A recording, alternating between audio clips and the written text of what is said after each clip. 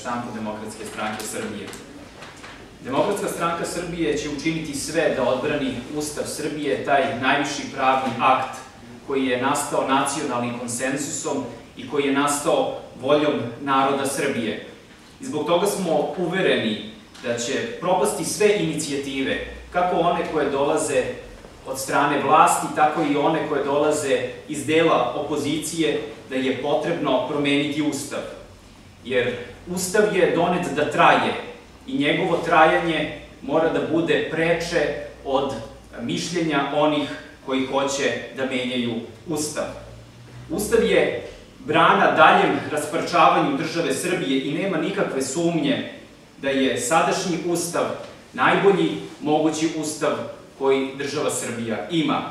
Umesto da se on menja, bilo bi mnogo bolje da se ulože sve snage na odbranu nacionalnih, državnih i ekonomskih interesa države Srbije, upravo kao u vreme od 2004. do 2008. godine, kada je u Srbiji vođena državotvorna politika koju je predvodio tadašnji premijer Vojislav Koštunica.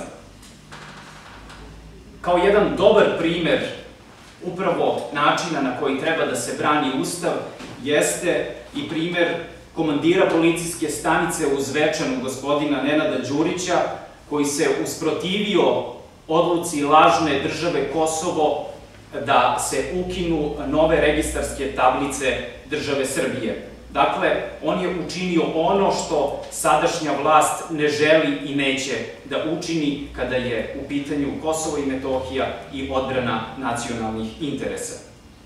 Dakle, narod dobro zna šta je Srbiji potrebno i narod zna da je Ustav preči od Evropske unije, a to je pokazalo i poslednje istraživanje Vladine kancelarije za evrointegracije, gde se došlo do rezultata da je drastično opala podrška građana Srbije za ulazak ove države u Evropsku uniju.